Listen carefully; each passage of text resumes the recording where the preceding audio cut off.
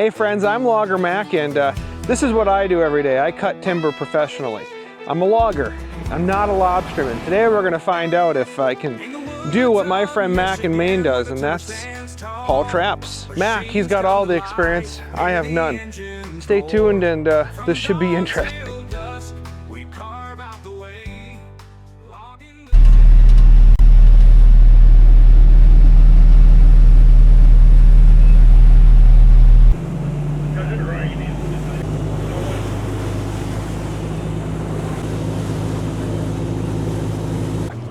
Yeah, we're gonna try lobstering. Thanks.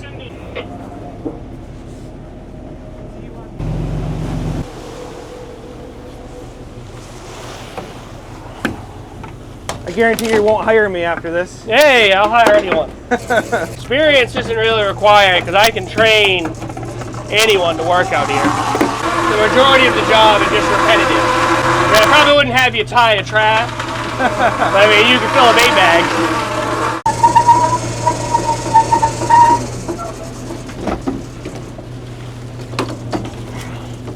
Okay. So typically, what we would do, I reach in and I can kind of like look at stuff and say, okay, that's close. Yeah. And I give it like a quick eyeball check, and then I throw it in here. And all I'm really doing when I do this is looking to make sure there's no eggs. This is a male. This is a female. Okay. These two swimmerettes right here between the tail, they're light and feathery. That's a female. And all we have to do when we have a female is make sure there's no eggs. Yep. And then make sure there's no notch in this flipper. If there's a notch in here, that means someone else caught it when it had eggs, and they would have notched the flipper and thrown it back over, because we can't keep those here in the state. So I know that one's close. And the other way you can tell, if you're looking down at a female lobster, the tail is more flared out. If you're looking at a male lobster, it's more tapered. Okay. So it doesn't have that flare to hold those eggs. It doesn't have the egg-bearing hips. So this one is a male. Those same two swimmerettes, they're stiff, pointy, like they're not light and feathery like the female. So that's another way you would tell. Okay. So what I do is I just kind of pick through and get rid of crabs, because these are useless. This is a shedder crab. So that's a softer shell male. And this is a hard shell female. Obviously, you can see the color difference, how dirty it is in through here. Like the females have a wider apron. So even though this crab's much smaller, the apron is wider. So on a big female crab, this apron is huge. These things can hold up to 2 million eggs. No crab market. That's small. That's small. This might be close. So everything that's close, I just throw in the box, and then we'll measure it after. In the bait bag, this is what lures them in, because these are the entrance heads to the trap. This is what we call the kitchen. So the lobsters will climb in through these side heads. The bait bag is strung in through here, or if we're using a hard bait like a rockfish or a redfish or something like that, we'll string it right on this string. So we just leave that right in the trap. But for now, we're using pig hide and herring. So this is an old piece of pig hide that'll last a couple days, and then that's just fish bones from herring. So that's what we're using right now, and I got some fresh bags back here. I guess not fresh, but fresher. So what we would do, and normally I don't do this job because I'm not the stern man, but you just reach in, grab a handful of bait, jam it in the bag, and you're good to go. Okay. So I got to obviously do up 4 of them for the 4 traps we're hauling. So in the wintertime, we use different bait that'll last longer, because the traps are setting for longer periods of time. Like right now, this trap has been setting 4 nights. And as you can see, there's really no bait left. Yeah. Okay. So put that in, down through the D-ring, draw it up tight. Okay. And there's your first trap. Now normally, I have 2 guys working with me. Yep. So they would bring this trap back. Okay, just slide her down. Just slide her right down. And they'd lean it up like this. And then I'll have 2 more traps down here, and the end trap will stay up there. When I'm ready, I'll push it. And then they'll stand here ready with the next trap. When they get ready, they'll just pick it up and slide it over. But since it's just us out here, I'll just set it like this. And it'll go over all on its own when the rope goes tight. So you'll just have to watch out for that as the rope goes.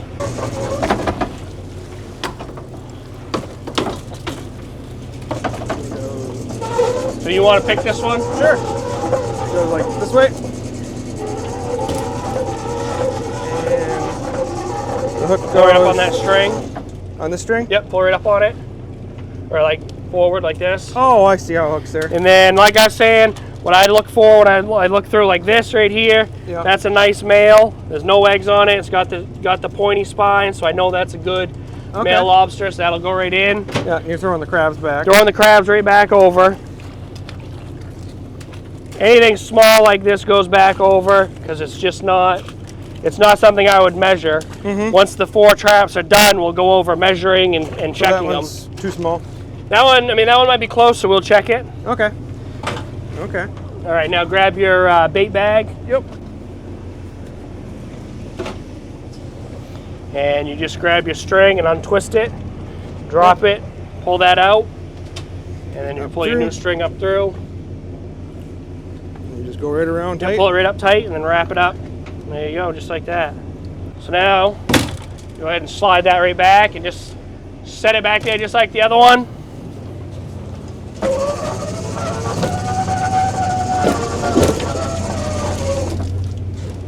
So what we do when we stack them, you can either stack them up too high.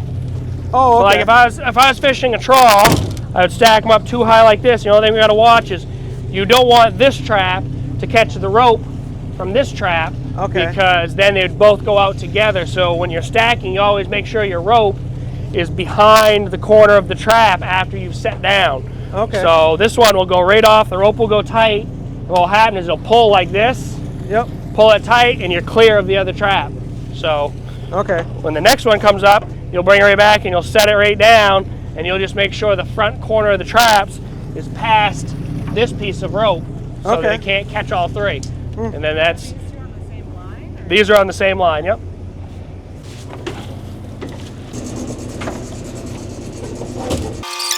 Here's another female. You can see the nice broad tail. Yep. And that's a very defined V-notch. Oh. Even though this flipper has a notch and this flipper has a notch, when we're looking, the only one that matters is this one right here, the first one in from the right. Okay. So that's the only one that you got to look for the notch. Every other flipper could have 4 or 5 notches in them. It wouldn't matter as long as this one was clean. And there's no eggs on it. But even though it's clean of eggs, can't keep it because it has a V-notch, because someone at one point caught it and there was eggs. So like this size lobster can shed 2 times a year, no problem. As they get bigger, it takes so much energy for them to shed. They'll do it once a year or once every couple years. And when they get big, they go on 5-6 years without shedding. Okay. So ultimately, that's what kills lobster, because there's no, they're immortal. Okay. And once they get that big, they have no predators. And what ends up happening is their shell gets so old, they develop shell rot. And if they can't get the energy to get out of that shell, they just die. So that's the only thing that will actually kill a lobster. It doesn't kill all of them. Yeah. You know, there are like they can grow. There's no limit. Yeah. But obviously, at some point, chances are they're not gonna be able to get out of that shell. So there's lobsters out here that are older than you and I? Oh, absolutely. I catch them every day. I catch lobsters out here every day that are 50, 60 years old on average, you know. So like that lobster right there is probably 3 years old. Yeah. And like I was saying earlier, it takes 7 years for a lobster to reach harvestable size. So stack that one? Yep. Don't get it wrong. You're fired.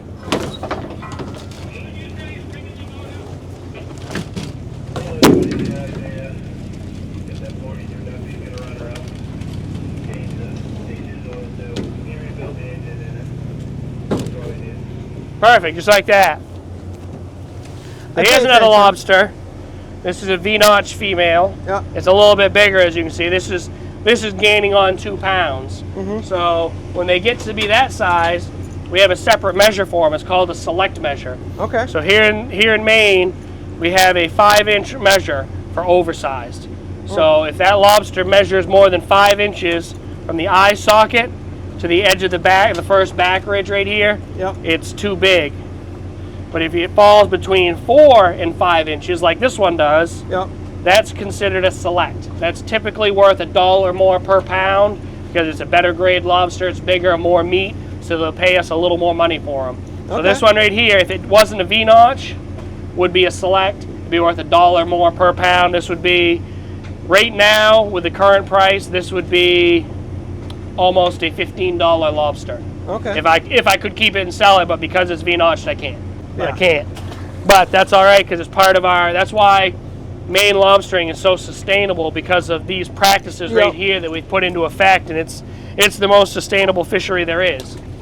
We'll put this last bag in, we'll set these back over, and then we will go over the measuring and banding.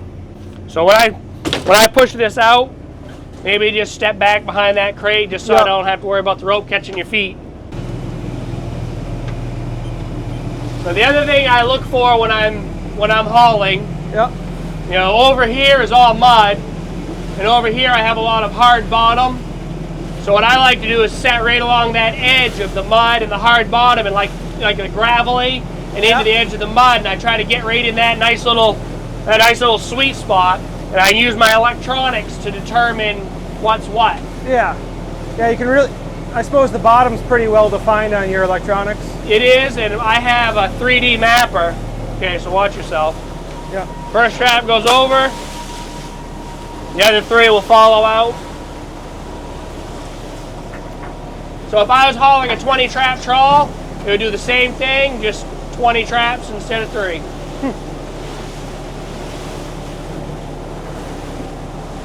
And typically when I'm hauling a trawl, I set them out a little faster. But we're not in any hurry. And I throw my buoys out. And that's that. Cool. So now, what we do is when we're measuring, we have different ways we can measure. So this is a bander measure. So it has this same measure right here. This is the minimum size, which is 3 1/4. Which it says right there, 3 1/4. So that has this same 3 1/4 measure. It doesn't have the oversized or select. So when I'm measuring with this one, I just have to kind of eyeball and say, okay, that one's bigger. I got to check it for oversized or select. So these are quick and handy because you can hold your bander. You go through and you check. Okay, that one's too small. This one looks good. Everyone has their process. So I grab a lobster. First thing I do is flip it over if I know it's a female. Check for eggs, check the tail, that tail's all right, grab the claws, and just put them together like that, and then you just snap a band on. Okay. Quick and easy. So then you just repeat that process as you go through. So measure in the eye socket, and you see how it's up on the back here. Yep. That's legal size. If the measure slips down over the back, it's too small. So that's a legal sized. See that small little nick in the flipper? Yep. That's kind of like a gray area. And it's kind of preference. You can either keep it or you can throw it back. But if you get caught with it, the warden that would catch you is going to look at that, and it's going to be his discretion on whether that's a V-notch. Some guys argue, well, there's hair over it, so it's good. Or it's less than 1/8 of an inch, so it's good. I don't play that game. If it's close at all, I just take my a measure has a little V-notch right on it. Yep. So I'll take that and I'll just re-notch the lobster. Okay. Give it a fresh notch. Pull the old. So now it's got a fresh notch. There's no hair over it. And if the next guy that catches it would have kept it, now he can't. Okay. So I throw that right back because that's my future. I'm also not taking a chance on losing my license for one $7 lobster. I got a lot at risk, for one lobster. No doubt. So here's a nice male. Don't need to check the flipper. I can tell by holding it, looking at it, it's legal size. It goes by 3/8 of an inch. So as you do this for years, you just develop a sense of what's good and what's bad. So when I'm picking through a trap or whatever, I can, like a lot of these I wouldn't have thrown in if I was just normally hauling, but because I'm showing you guys, I wanted to make sure we had small stuff. But as you do it for years, you develop like a sense of what's close and what's not, so you don't have to measure so many. Yeah. Like this one. This one just goes over. Yeah. So it's just a little too short. I can rattle that measure back and forth. That's too small. So that goes right back. There's an old notch there, isn't there? That's, yep, see that would be illegal to keep. That's a notch. So there, you see this little point right here on the edge of the flipper right there? Yep. That, from that point to the other point, there can't be anything in between. Yep. So if it was up on the side here, it'd be all right, or on this side it'd be all right. But from point to point, you can't have any mutilation. Now with a small claw on it, you still. Yep, that's fine. The only thing, I wouldn't bother to band it because it's so small. Okay. But if we were, as far as like sellability, if it was a hard shell, I wouldn't be able to sell that as a hard shell. It'd have to go into our shedder crate, our run crate, because when they're paying a hard shell price, which like selects is usually $1 more, they want top quality lobster. So if it's got a small claw or missing a claw, you can't sell it as a hard shell. Okay. And this one is actually, obviously you can see the size difference. Lobsters can regenerate every part of their body, even their eyeballs. Really? Yep. That's pretty So cool. if they lose an eyeball, an antenna, a claw, a leg, they can regenerate all that. Flippers on their tails, you name it, they can redo it. They're pretty amazing creatures. Immortal, and they can regrow every part of their body. I mean, you know, it's pretty neat. So that first 4 traps, 1, 2, 3, 4, 5, 6, 7, 8, and 9 lobsters. So that's a decent average. That, you know, you're making money at that. 7, like I said, we're getting $6.90 a pound. So basically $7 a pound. That's a good trap. Okay. You know, cool. So you figure you take out bait, the fuel. This holds like 12 trays of bait if it's full. A tray of bait would be one of these trays here, which I think just has pig hide in it. So these are about, yeah, that's just pig hide. So that full of herring is about $115 right now. Every day I use probably 6 of those minimum. How far do you got to go to get your bait? So we have trucks that deliver it down. There are ways that you can catch it yourself if you have proper licensing. There's different things you can use for bait. Like this is an L-wise. It's a river run herring. So we catch these in the spring, and they swim up rivers, swim up brooks into lakes, and we're allowed to trap them certain days of the week. So it's basically just a large herring. And this. We actually have alewives in the. I live right next to Lake Michigan. Yeah. So you have alewives in Michigan. Yeah. Oh, cool. They weren't native though. Yeah, you brought them in. Someone did. Yep, that's cool. So here's your alewives, and this is what we call a ware herring. These were caught in Canada in a ware, which is just a giant fish trap, and they get trucked down, and we buy them. So that's, you know, this time of year, that's primarily what I use. I throw 2 of these in a bag. I buy these up as many as I can get in May, because that's typically when they're running, a very short season. So I buy just as many as I can in May, and I throw them in my freezer. I got a freezer full of those. So I'll use 1 lobster crate, which is one of these crates right here, solid full, pretty much every day.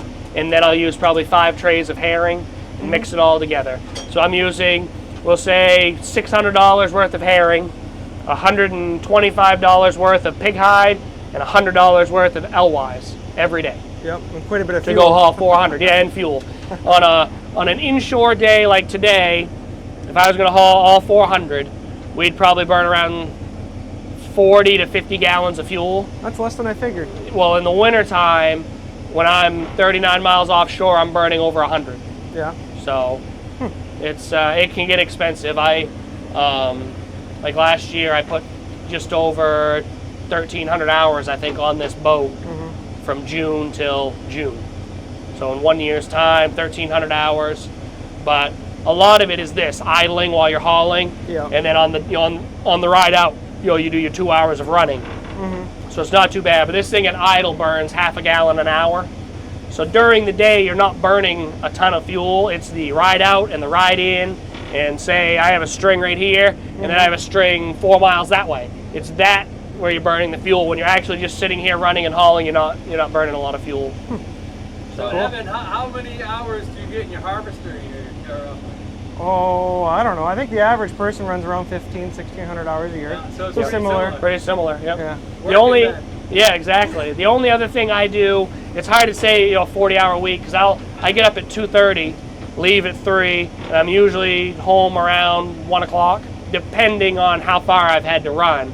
In the wintertime, that gets later and later because I had an hour out and an hour in, and then more time in between traps. So I can have a 16-hour day in the wintertime, no problem. Yeah. But you're leaving the traps longer, so are you still going out every day? Nope. In the wintertime, what I try to do is if we can get a good weather window and I can get 2 days in a row, we do that. Right now, I'm doing 4 days a week. But in January, February, March, it's if I can get 2 days a week, that's great. But then sometimes there's more than a week in between those 2 days. So you definitely don't get the extra days in the wintertime. But the price is much higher. I suppose. Like last winter, I think we saw a little over $13 at one point. But in the wintertime, the catch is down considerably. The other day we hauled and had 1,030 pounds. In the wintertime, a good haul for me is 400, you know. So, but like I said, you can catch a ton of crabs. The crabs will help pay for the fuel and the bait. The bait's more expensive in the wintertime because we start using hard bait. We get in, I'll show you in the freezer, I have some. So it's like, it looks like it's all money, all gravy. But I mean, this boat is just over $60,000 a year for the payment. Yeah. And that'll be 7 years, and then by then I'll probably be looking at replacing the engine or rebuilding it because of the hours. Yep. And that engine right now to replace is I think around 115,000. Yeah. So then there's all the other maintenance, oil changes, you know all about that, yeah. Greasing, you know, there's a lot of extra that goes into it, fuel filters. To do an oil change on this boat, I think runs me around $600. Oof. And that, you know, that includes changing my fuel filters and Raycor filters. Yeah, and you're probably right around 4 or 5 times a year on that. So I'm pretty much 5 to 6. Yeah. You know? We do an oil change every 200 to 300 hours. Yep. So It's about I try to stay at 200. I don't like to go more than 300. So that's just part of it, though, maintenance. Cool. And then, you know, fuel is just depends on what the price is. You know, it fluctuates so much. Absolutely. So you want to go haul one of the wooden ones? That sounds pretty cool. All right. Hey guys, me again. I'd just like to take a moment here to say thank you to Wallingford's Co., the sponsor of today's video. I'm actually in Maine with them. They gave me the opportunity to stop out here. You'll see those guys in this video even. They're loggers at heart like I am. They supply loggers like me every day. The bar on this machine right now is supplied directly from them. So thanks to Wallingford's for making today's video possible. And their website link will be in the description below.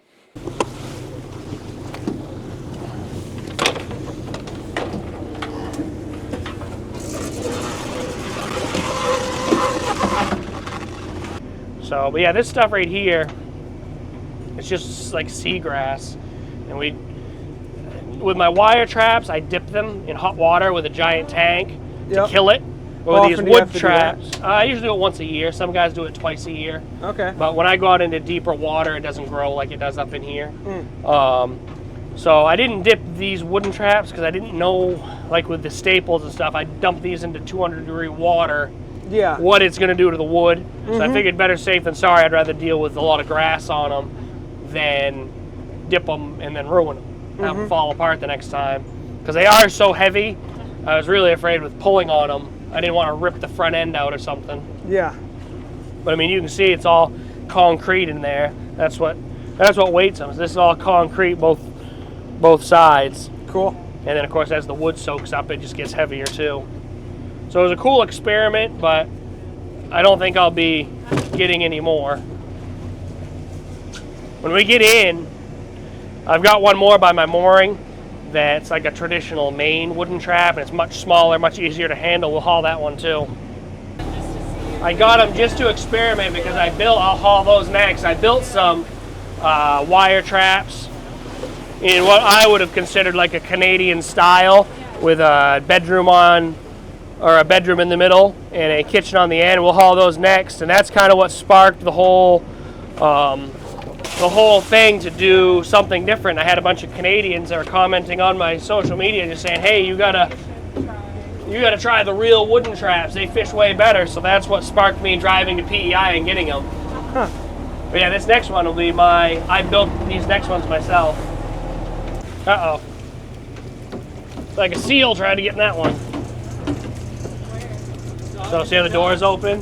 Oh. So a seal has come along and tried to pull the door open to get in there and either eat the lobsters or eat the bait. Oh, he's catching on quick. I'll be hired by the end of the day. Right? I am looking for a guy. Well, we'll have to make sure everybody knows that. Right? Yeah, it is always, I get a lot of messages from people that, oh, geez, I'll go, I'd love to try it. It's like, yeah, I'll take you. So, I gotta ask you, how do you cook your lobster? Steam it. I don't boil it. So do you steam it in beer or just water? Just water.